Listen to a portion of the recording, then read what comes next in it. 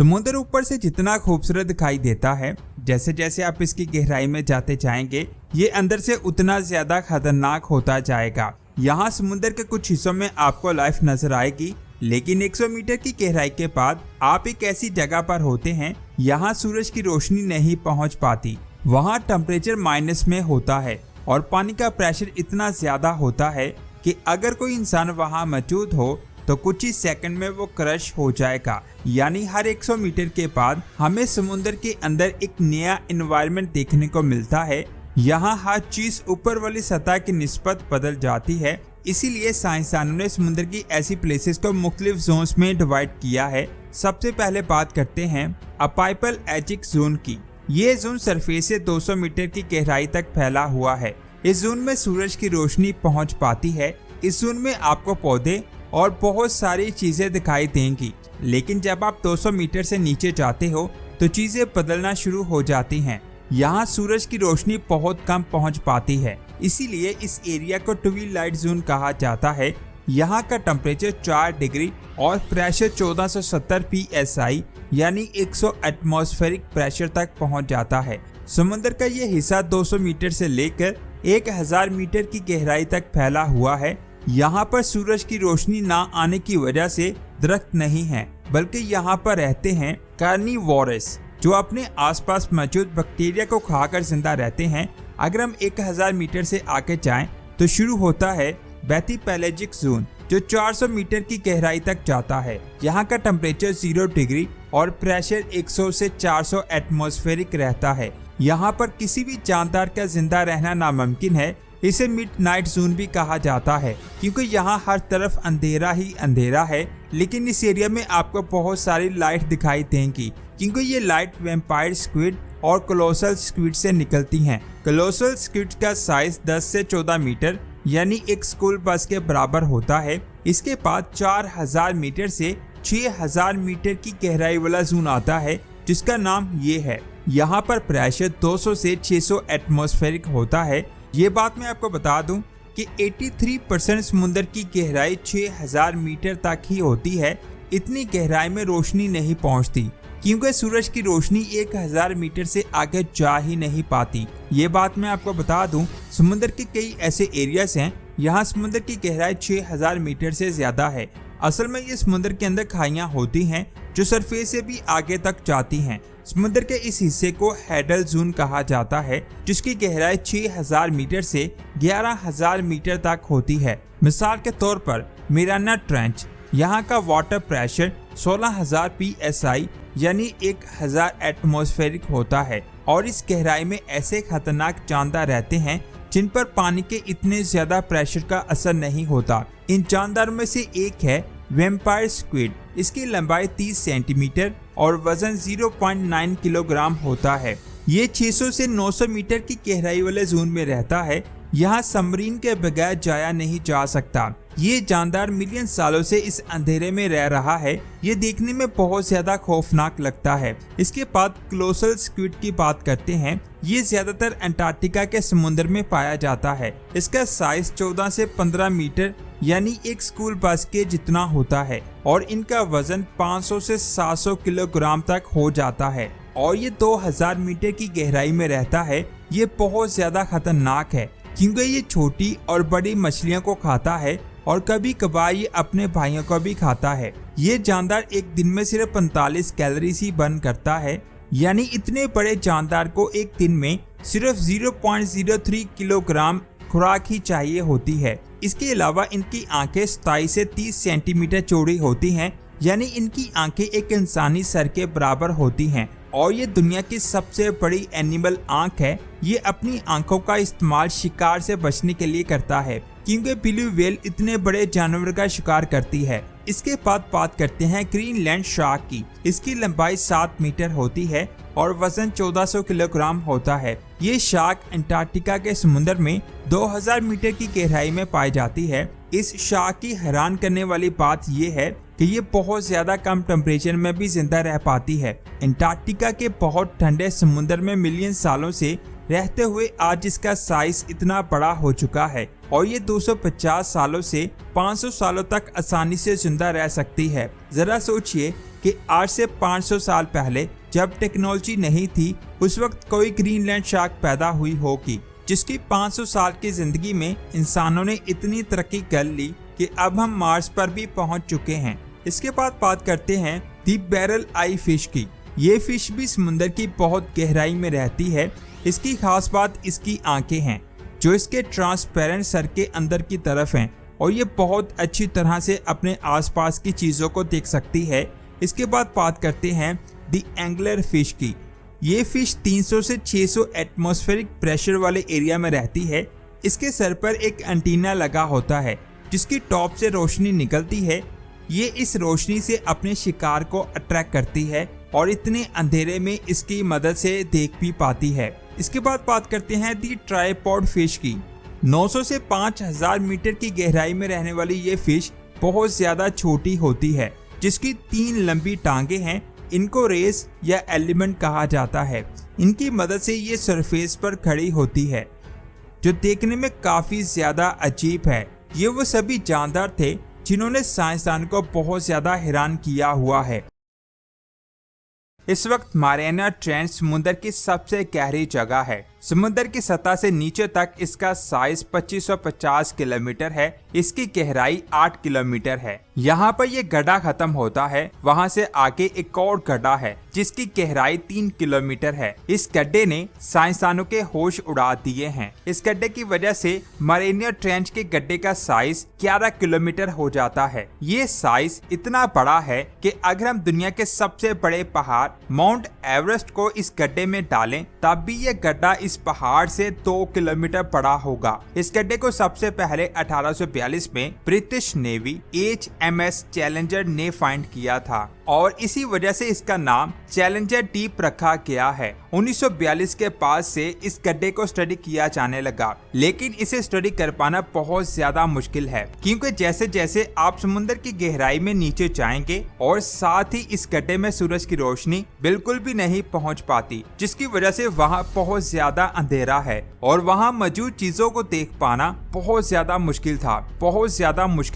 1959 तक साइंसदानों को वहां कुछ भी दिखाई नहीं दिया, लेकिन 1960 में एक आर्मी ऑफिसर डॉन वॉल्श और जैक पिकार्ड एक सबमर्सिबल में बैठकर इस गड्ढे को स्टडी करने गए। 5 घंटों का सफर करने के बाद वो इस गड्ढे के करीब पहुंचे तो वहां बहुत ज्यादा अंधेरा था, लेकिन लाइट के जरिए उन्होंने वहां ऐसे जानदार देखे जिन्होंने इनके होश उड़ा दिए, क्योंकि ऐसे जानदार इन्होंने आज से पहले कभी नहीं देखे थे। इन जानदार को देखकर इन्हें आइडिया हो गया कि समुद्र की इतनी गहराई में भी लाइफ मौजूद है। जब वो थोड़ा और आगे गए तो इन्होंने एक बहुत बड़ी चीज को देखा जो उनका पीछा कर रही थी, लेकिन थोड़ी देर पीछा करने के बाद वो चीज अचानक गायब हो गई और वो दोनों ऑफिसर बहुत ज्यादा घबराए हुए थे, क्योंकि अगर वो चीज उनकी अब्दों से टकरा जाती तो समुद्र के प्रेशर की वजह से उनके टुकड़े टुकड़े हो जाते। उसके बाद 1985 में एक बार फिर से एक सबमर्सिबल को टेस्ट करने के लिए 11 किलोमीटर नीचे भेजा गया ताकि पता चल सके कि 11 किलोमीटर की गहराई में ये अब्दोस पानी के प्रेशर को बर्दाश्त कर सकती है या नहीं। इस अब्दोस में कोई भी इंसान नहीं बैठा हुआ था। इसे लोहे की रस्सियों से बांधकर समुद्र में भेजा गया और इसे समुद्र की सतह पर मौजूद मदरशिप से कंट्रोल किया जा रहा था। जिस वक्त वो अब्दोस उसी गड्ढे में पहुंची तो कुछ देर बाद साइंसदान को ऐसा महसूस हुआ कि कोई चीज अब्दोस को नीचे की तरफ खींच रही है और ऐसा लग रहा था कि वो चीज बहुत बड़ी है, क्योंकि जब साइंसदान अब्दोस को ऊपर की तरफ खींचने की कोशिश कर रहे थे तो अब्दोस अपनी जगह से हिल नहीं पा रही थी। कुछ घंटों के बाद उस चीज ने उस अब्दोस को छोड़ दिया और उसे ऑपरेट करने वाली टीम ने उस अब्दोस को ऊपर खींच लिया, लेकिन जब उन्होंने अब्दोस की हालत देखी तो वो हैरान हो गए, क्योंकि वो अब्दोस पूरी तरह से तबाह हो चुकी थी और इस पर बहुत बड़े बड़े दांतों के निशान थे, जिसे देखकर ऐसा लग रहा था कि इस अब्दोस को किसी बहुत बड़ी चीज ने खाने की कोशिश की थी। उसके बाद साइंसदानों ने दांतों के निशानों की शेप, साइज और गहराई को स्टडी किया, जिससे उन्हें पता चला कि समुद्र के अंदर 11 किलोमीटर नीचे यहाँ 99% जानदार एक सेकंड भी जिंदा नहीं रह सकते। वहाँ दुनिया के 2 बहुत बड़े करोड़ों साल पुराने जानदार छुपे हुए थे जो आज से 20 करोड़ साल पहले खत्म हो चुके थे। उनमें से एक चीज थी डायनासोर मगरमच्छ। दूसरी चीज थी बहुत बड़ी शार्क मेगालोडॉन। तारीख में ये दोनों जानदार बहुत बड़े और खतरनाक थे। इनका साइज आज के मौजूदा सबसे बड़ी शार्क से कई गुना ज्यादा बड़ा है। लेकिन यहाँ सोचने वाली बात यह है कि करोड़ों साल पुराने ये जानदार क्या सच में जिंदा हैं? उस हादसे के बाद साइंसदानों ने वहाँ बहुत सारी अफदोस को भेजा, लेकिन फिर किसी भी चीज ने उन पर हमला नहीं किया और ना ही दोबारा ऐसे किसी जानदार को समुद्र के अंदर देखा गया, जिससे साइंसदान पूरे यकीन के साथ नहीं कह सकते हैं कि ये दो जानदार आज भी जिंदा हैं या नहीं। और सबसे ज्यादा हैरान करने वाली बात यह है कि इतनी गहराई में ऐसे जानदारों का जिंदा रहना बहुत ज्यादा मुश्किल है। लेकिन हो सकता है कि वो जानदार अभी भी वहाँ छुपे हों और नीचे उनकी बहुत बड़ी पॉपुलेशन हो। साइंसदानों ने देखा है कि जैसे जैसे हम पानी की गहराई में नीचे जाते हैं तो हमें ऐसे ऐसे जानदार मिलते हैं जो जमीन के नहीं लगते, जिन्हें देखकर ऐसा लगता है कि वो किसी दूसरी दुनिया से आए हैं। नीचे एनवायरनमेंट पूरी तरह से चेंज हो जाता है। इस चीज को देखते हुए उनका कहना है कि हो सकता है ये जानदार इतनी गहराई में सच में मौजूद हों। 1526 में हिंदुस्तान पर लोधी खानदान की हुकूमत थी। उस वक्त जहीरुद्दीन मोहम्मद बाबर उज़्बेकिस्तान में रहता था। ये हिंदुस्तान पर हुकूमत करना चाहता था, लेकिन लोधी एम्पायर बहुत ज्यादा ताकतवर था। लेकिन बाबर ने 1526 में लोधी एम्पायर के साथ जंग की, जिसे पानीपत का नाम दिया गया। इस जंग में बाबर ने लोधी एम्पायर को शिकस्त देकर हिंदुस्तान पर कब्जा कर लिया, जिससे हिंदुस्तान पर मुगल एम्पायर का आगाज हुआ और बाबर मुगल एम्पायर का पहला बादशाह बना। 1530 में बाबर का इंतकाल हो गया और फिर हिंदुस्तान का बादशाह बाबर का बेटा हुमायूं बना। लेकिन 1540 में शेर शाह सूरी ने हुमायूं को जंग में शिकस्त देकर हिंदुस्तान से भगा दिया। 1545 में शेर शाह सूरी की वफात के बाद एक बार फिर से हुमायूं हिंदुस्तान आया। इसने 1556 तक हिंदुस्तान पर हुकूमत की। 1556 में हुमायूं की वफात के बाद इसका बेटा अकबर हिंदुस्तान का शहंशाह बना। इसके दौर में मुगल एम्पायर काफी बड़ा हो गया, जिसके मैप को आप स्क्रीन पर देख सकते हैं। 1605 में अकबर की वफात के बाद हिंदुस्तान का अगला बादशाह इसका बेटा जहांगीर बना। अकबर के दौर में मुगल एम्पायर को आज के शेखुपुरा वाली साइड से थोड़ा खतरा था। यहाँ सांदल पार का एरिया हुआ करता था। इस एरिया से लोग मुगल एम्पायर के खिलाफ आवाज उठाते थे, जिनमें एक नाम अब्दुल्ला भट्टी शामिल था, जिसने अकबर की नींदें हराम कर दी थी। अकबर की मौत के बाद जहांगीर को भी इन लोगों का सामना करना पड़ा। इसीलिए जहांगीर ने 1607 में इस एरिया पर नजर रखने के लिए आज के शेखुपुरा में एक किला बनवाया, जिसे शेखुपुरा फोर्ट का नाम दिया गया। इसके अलावा पंजाब वाली साइड से अगर किसी ने हिंदुस्तान पर हमला करना होता तो वो शेखुपुरा से होकर गुजरता था। इसीलिए उन पर नजर रखने के लिए भी इस किले को बनवाया गया। मुगल एम्पायर के बाद ये किला सिखों के पास चला गया और सिखों के बाद ये किला ब्रिटिश एम्पायर के पास आ गया। यानी ये किला 3 एम्पायर्स के कब्जे में रहा। अब इसकी हालत बहुत ज्यादा खस्ता हाल हो चुकी है। इसमें मौजूद कई बिल्डिंग्स गिर चुकी हैं और बाकी बिल्डिंग्स वक्त के साथ साथ खत्म हो रही हैं। कहा जाता है इसमें रानी की रूह रहती है। कुछ लोगों का तो ये भी कहना है कि उन्होंने यहाँ सर कटे हुए इंसान के भूत को भी देखा है और यहाँ पर 3 लोगों की मौत भी हुई थी। आखिर इसकी हकीकत क्या है, हम वीडियो में आगे जानेंगे। इस किले के बिल्कुल सामने एक चबूतरा है। इसे रणजीत सिंह ने बनवाया था। कहा जाता है उस वक्त जो कोई भी सिखों के खिलाफ आवाज उठाता उसे यहाँ पर सबके सामने फांसी दी जाती, ताकि लोगों के दिल में डर पैदा हो और कोई भी सिखों के खिलाफ आवाज ना उठा सके। यहाँ पर आपको ईंटें दिखाई दे रही होंगी। ये मुगल एम्पायर के दौर की ईंटें हैं जो आज भी सही हालत में मौजूद हैं। सामने आपको किले का मेन दरवाजा दिखाई दे रहा होगा। जब रणजीत सिंह अपने बेटे खरक सिंह के साथ यहाँ आया था तो उसने तोप के साथ इसके मेन दरवाजे को उड़ा दिया था और बाद में यहाँ दोबारा दरवाजा लगाया गया। इस किले में 2 कुएं हैं। एक कुआं मेन गेट के पास है और एक कुआं किले में थोड़ा आगे है। तारीख के मुताबिक इन दोनों कुओं को जहांगीर के दौर में बनवाया गया था ताकि पानी निकाला जा सके, लेकिन ब्रिटिश दौर में यहाँ पर लोगों को लटका कर सजा दी जाती थी। इस किले की 2 मेन बिल्डिंग्स हैं जिनको आप वीडियो में देख सकते हैं। अगर आप गौर करें इन दोनों बिल्डिंग्स के डिजाइन डिफरेंट हैं। एक बिल्डिंग को मुगल एम्पायर में बनवाया गया और दूसरी बिल्डिंग को रणजीत सिंह के दौर में बनवाया गया। मुगल एम्पायर के दौर में बनाई गई बिल्डिंग ये है। इसकी एक साइड पर राजा का महल है और दूसरी साइड पर रानी का महल है। इन दोनों को मिलाने वाला हिस्सा गिरकर खत्म हो चुका है। इस महल की 5 मंजिलें हैं और साथ ही इस महल का तहखाना भी था। इस महल में कई सारे कमरे और हॉल थे।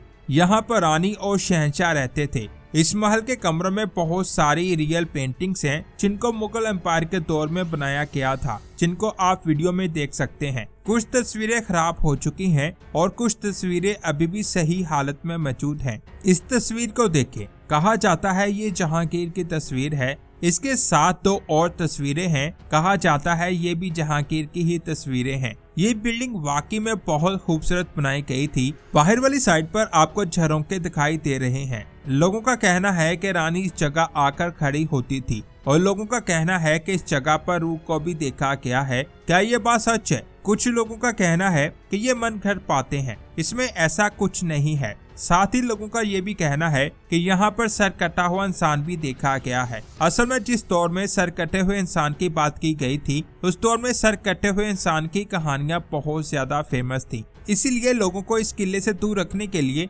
सर कटे इंसान की कहानियां फैलाने लगे। उस वक्त सोशल मीडिया का दौर नहीं था, इसलिए लोगों ने इस बात पर यकीन कर लिया। लेकिन जब से सोशल मीडिया का दौर आया है, उसके बाद से किसी ने भी यहाँ पर सर कटे हुए इंसान की बात नहीं की और ना ही किसी तरह की रूह को देखा गया है। कुछ टाइम पहले यहाँ पर कुछ लोग इस किले को देखने आए थे, लेकिन खस्ता हाल होने की वजह से एक छत 3 लोगों पर गिर गई और वो मर गए। कुछ लोग कहते हैं कि ये काम रानी की रूह या सर कटे हुए इंसान के भूत का है, लेकिन ऐसा कुछ नहीं है। खस्ता हाल होने की वजह से इस किले को लोगों के लिए बंद कर दिया गया है। रानी के महल के साथ ही सिखों की बनाई हुई हवेली है। इस हवेली की 2 मंजिलें हैं। इसका भी काफी हिस्सा टूटकर खत्म हो चुका है। इस हवेली के नीचे तहखाने भी बने हुए हैं। इस पूरे किले के नीचे तहखाने बनाए गए हैं। इस जगह को देखें, ये तहखाने की छत थी जो गिर चुकी है और अंदर से पौधे बाहर आ रहे हैं। लोगों का कहना है तहखानों से बहुत सारे खुफिया रास्ते निकलते थे जो सीधा लाहौर फोर्ट तक जाते थे और कई रास्ते दूसरी जगहों में भी जाते थे। इन तहखानों में अंग्रेजों ने रंजीत सिंह की बीवी जिंद कौर को कैद किया था। रानी महल के साथ बहुत सारे कमरे हैं। इन कमरों में मुलाजिम रहते थे। इसके अलावा यहाँ एक मस्जिद भी थी जो इस वक्त शहीद हो चुकी है। इस किले की हालत बहुत ज्यादा बुरी है, इसीलिए इस किले को टूरिस्ट के लिए बंद कर दिया गया है। कुछ लोग ये भी कहते हैं कि इस किले को इसलिए बनवाया गया कि बादशाह को शिकार का बहुत शौक था और वो शिकार के लिए यहाँ आया करता था। तो दोस्तों, ये थी आज की शानदार वीडियो। आपको हमारी ये वीडियो कैसी लगी कमेंट्स करके जरूर बताएं। इस वीडियो को लाइक और शेयर लाजमी करें और हमें फेसबुक पेज पर भी फॉलो कर ले। लिंक आपको नीचे डिस्क्रिप्शन में मिल जाएगा। मिलते हैं एक और शानदार वीडियो में। अपना बहुत सारा ख्याल रखें। अल्लाह हाफिज।